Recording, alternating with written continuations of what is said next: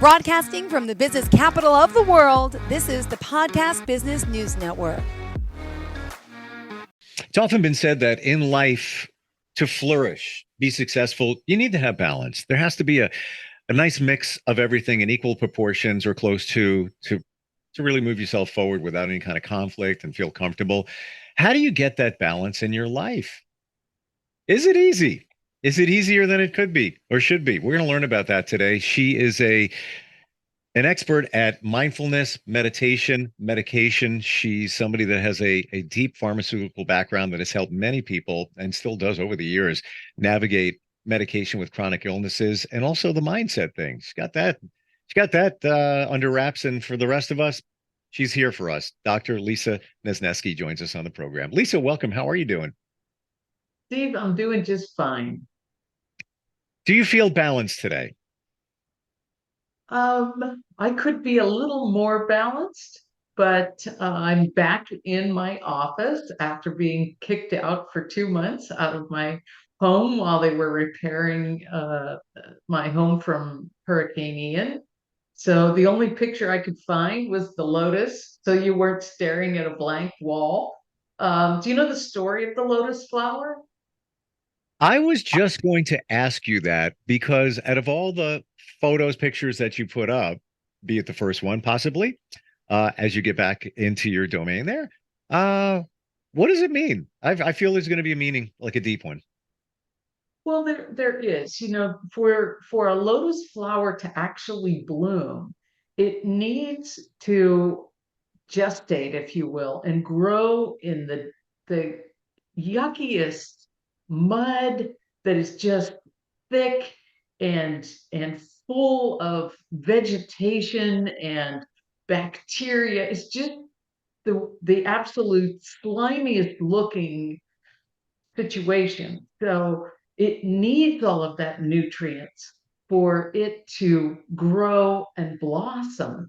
So the idea of the lotus flower, the symbolism is that we go through all this yucky stuff in our life that's just kind of crappy, and you have to go through all that before you can actually blossom. Mm. So that's why I have this particular flower. One of my artist friends, a photographer from Pittsburgh, JP Deerle, took this picture at Phipps Conservatory in Pittsburgh. So it Mm. has a very special meaning to me. Love the description of the lotus, and I knew it was something similar to that, but I didn't know it went that deep. And what a lovely way to look at life. Yeah, we have to go through the muck sometimes to get to the beauty and the positive side of it. Sometimes it takes longer than we anticipate. Maybe it would take less time if we did have more balance in our lives. Now, when we talk about that, what's your definition of balance? So balance to me is body, mind, and spirit all being in the same location at the same time, which is really a form of mindfulness. Hmm. So if you remember when we talked about the personal core foundation, those 6 domains: health, relationships, finances, spiritual, and so on. Yep. Um, all of those areas need to be in balance for you to really be a happy and effective person. So beyond body, mind, and spirit, when we talk about the three big categories of body, mind, and spirit, the subcategories come in, and then you can also subdivide it even more. But if you spend time on all of those, you know, being a pharmacist, I earn my living with my mind. I spent the majority of my life in the mind group. I went to church on Sunday, Hmm. checked the box for spirituality, but I was in my head for most of my life. And I'm not disparaging that. Like I said, it's got me as far as I've gone, you know, but I wasn't paying any attention to my body in the way that I needed to. And so several wake up calls later, ended up in the ER. Uh, Followed that up with a couple more episodes in the ER until I finally started questioning everything in my life to make it be more balanced. So I've been on this quest of becoming healthier. And I discovered, Steve, what my mission was. Sometimes you kind of go along, okay, yes, I'm a pharmacist and I know what that. My mission is to work within the healthcare system, healthcare, not medical care, health, to effect change. Okay, we are back talking with Dr. Lisa Nezneski. Somehow we had I don't know, a technical issue, and you disappeared. You're back here, and we're talking about balance in our lives. And you were just talking about you not being mindful of your body, and you were in your mind, but not paying attention to your body, and that led you to the ER. Exactly. And I was explaining that I discovered that my mission really is effecting change within healthcare from the inside out. And what I view that as, Western medicine has a discipline that they follow and training, and they're not always as open to the mind and the spirit.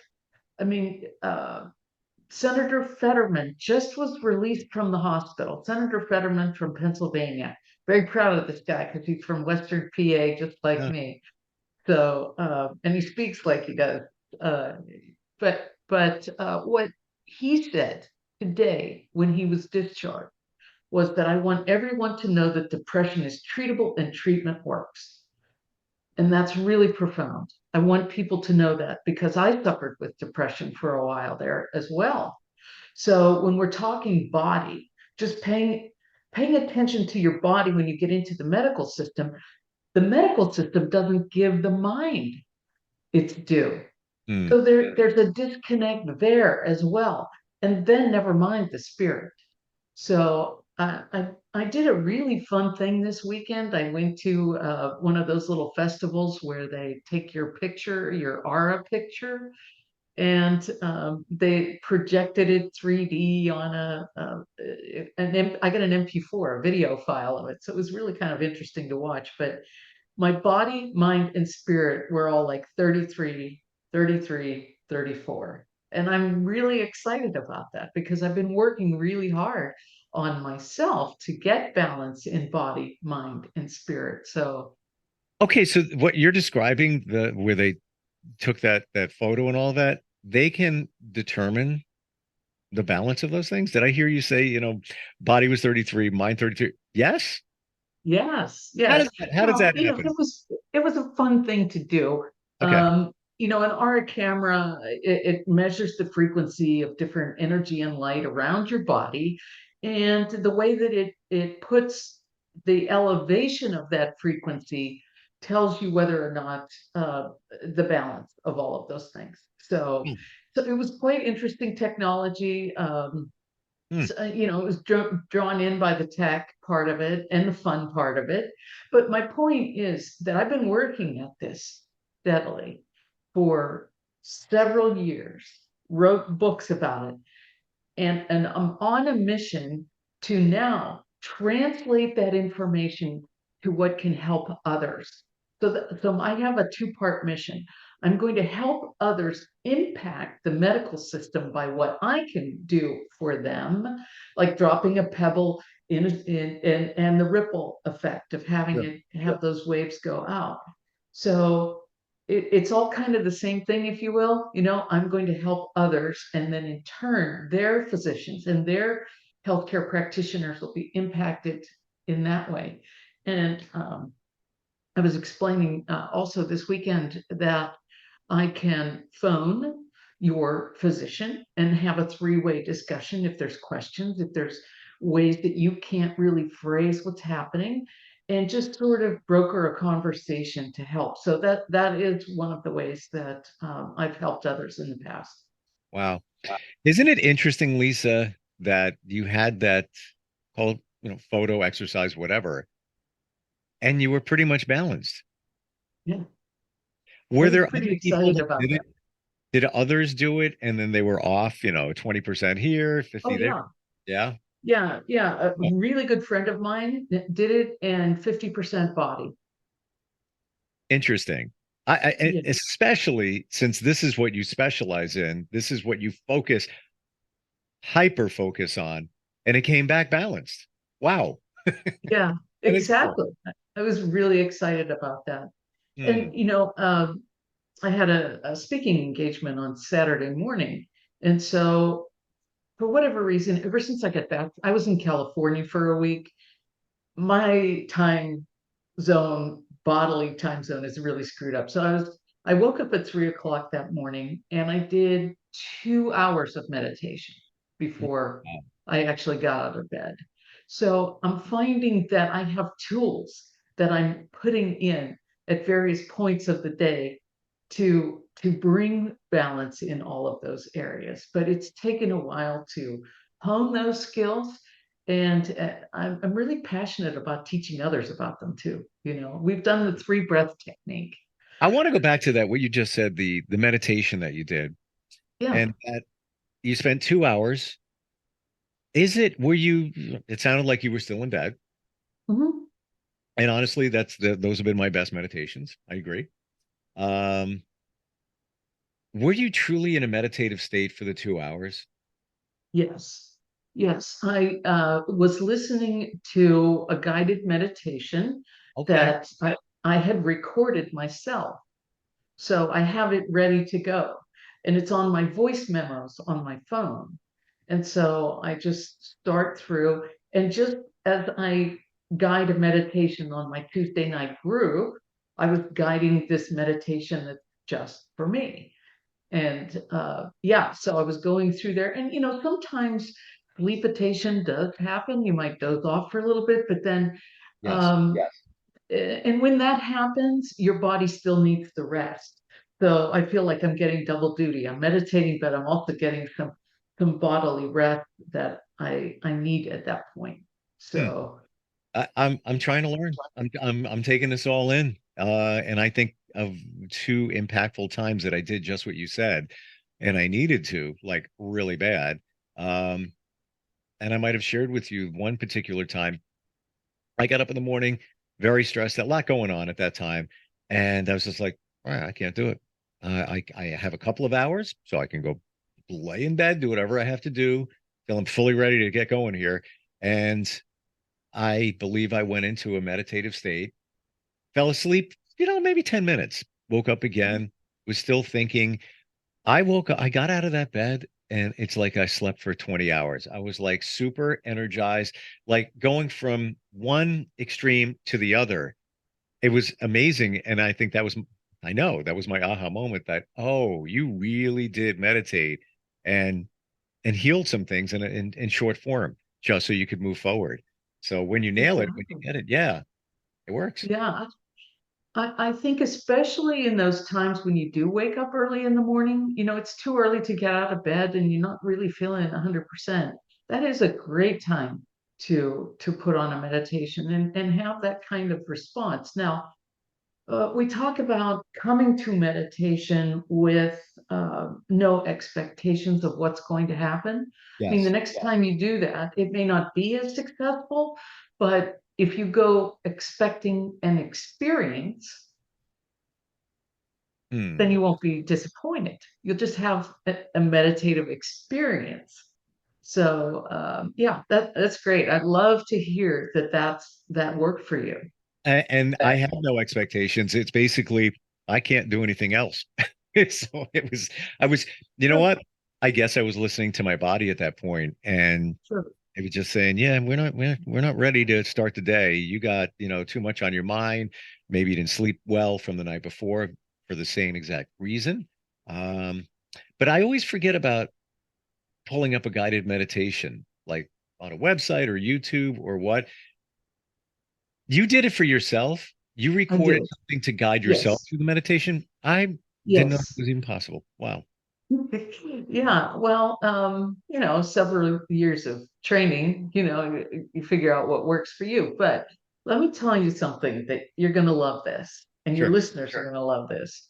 And I, I wish I had a penny for every time I told somebody this one. There's an app called Insight Timer. Insight Timer, one of my favorites. It's inexpensive, to free. I mean, there's a free version, but I have the paid version. You go in and you search for sleep meditations. It's one of the main menus. Um, and under sleep, they can read you a story and they can just have music. But I look for the sleep meditation. And my favorite ones are 90 minutes long. And the gentleman's name is Kenneth, Kenneth, Dore, Soares, Kenneth.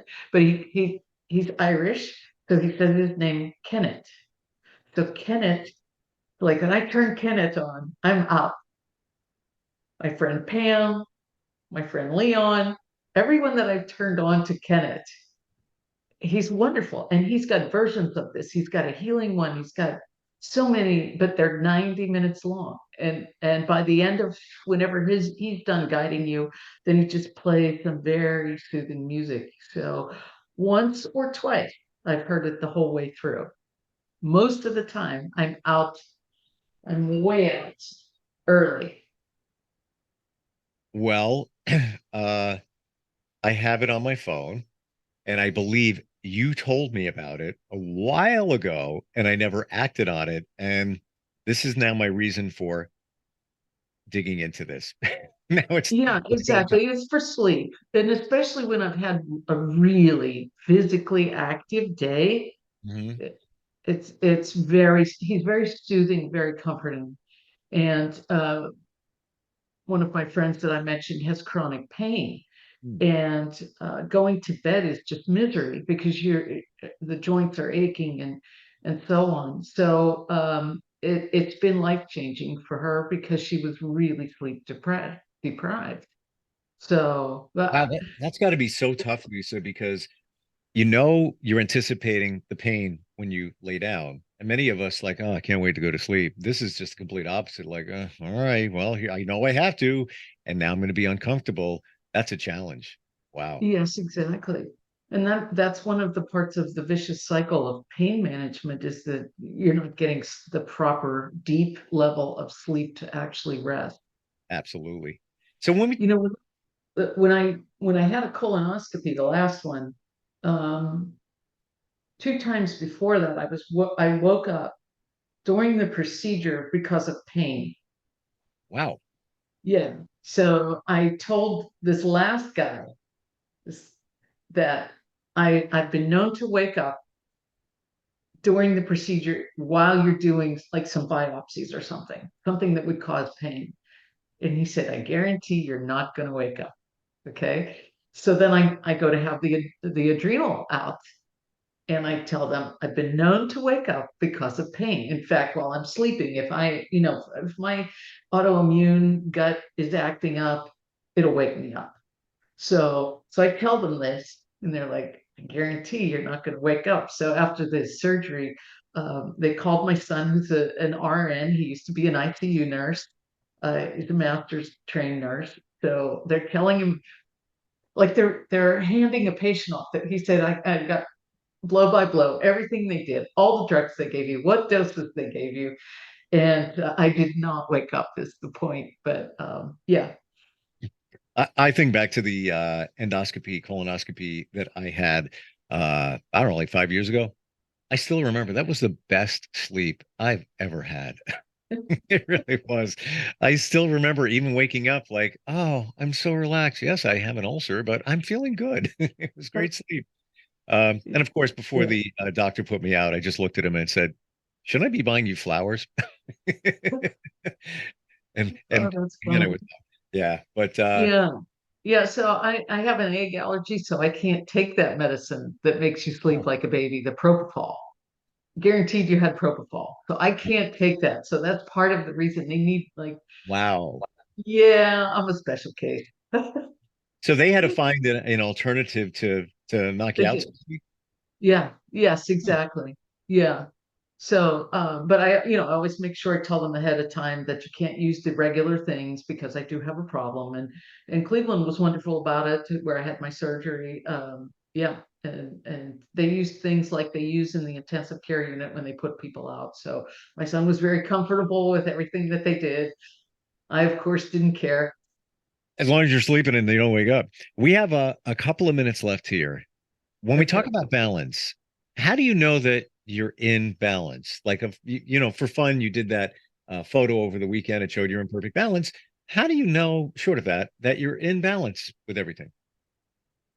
Well, you have to give yourself grace. There are certain times that you drop the ball on some things. Sure. Um, I didn't realize that April 1st was a Saturday and I forgot to pay a bill and I got a late fee, so you have to give yourself grace. So that's the first time in a long time that happened. But when I talk about balance, I look at all of those areas, the personal core domain that I talk about in 7 mindful questions, and spending time on each one of those over a 90-day period. So it's not a snapshot in time. It's over a longer period of time where at the end of each quarter, I actually sit down and look, how did I do in all of those areas? So it's a conscious effort to think about, what am I doing for meal planning? Nutrition is one of those main concerns of mine. What am I doing for exercise? These are the health domains. Every day I meditate, so I've got those covered. So body, mind, and spirit, making sure that I'm really touching on each of those in the domains, because they're sort of multidimensional, if you will. Even though spirituality is one of the domains, it touches on everything else. And how you do one thing is how you do all of those things. So thinking about each one, making a conscious intention to spend time in each of those areas. I love the fact that you check up on yourself. So, like you said, Mhm. every quarter you take a look at all of them. And I guess if you looked at, like, pick one, spirituality, maybe you'd look at it and say, you know what? If church is your thing, hypothetically here, you might say, typically I only went twice in a month. I used to go 4 times. Maybe have to get back into that. Um, Taking that time to think about those spiritual things. Maybe there's something else there. So yeah, just looking at yourself with some grace is interesting, because I think we're just so busy. We don't. It's not even on our radar. Well, right. I mean, and before you know it, you're down the road and you're like, how the heck did I get here? Yeah, yeah, exactly. Or you have a medical issue because you didn't pay attention to your body. It was telling you. Exactly. Hmm. Exactly. So, And yes, is a lot of this in your book, Seven Mindful yes, Questions? Yeah. yes, it is. And working through each of the questions gets you even deeper into those 6 domains of the personal core foundation. Your website is your name, right? It is www.lisanesneski.com. You can also find really cool stuff, I guess, is the way that I should try to think of how to phrase that. But it's www.healthymindfulself.com. So either one of those two websites, you can find me to serve all of your body, mind, spirit needs. And you've got it. And you should. I need to listen more. You told me about that Insight timer a long time ago. I probably could look and see when I downloaded it, and it was quite some time. And every once in a while, I'll be scrolling and I'll see it. But now I've got a better look at what it does. And thank you for that. And You're I'll be doing it welcome. later tonight. Exactly. Try Kenneth. He's the best. He is Gotcha. the best. He's my Lisa, favorite. Lisa, it's always a pleasure talking with you, and I look forward next time we get together. You too, Steve. Thanks again so much. Are you looking for even more of the podcasts and hosts that you love? The Podcast Business News Network is proud to announce that you now have even more ways to listen live. Check out the MyTuner Radio, online radio box, and Simple Radio apps on iOS and Android, or find us online. Search for Business News Network on mytuner-radio.com, or search Podcast Business News Network on streama.com and onlineradiobox.com/US. Take your podcast on the go and don't miss a minute of the action.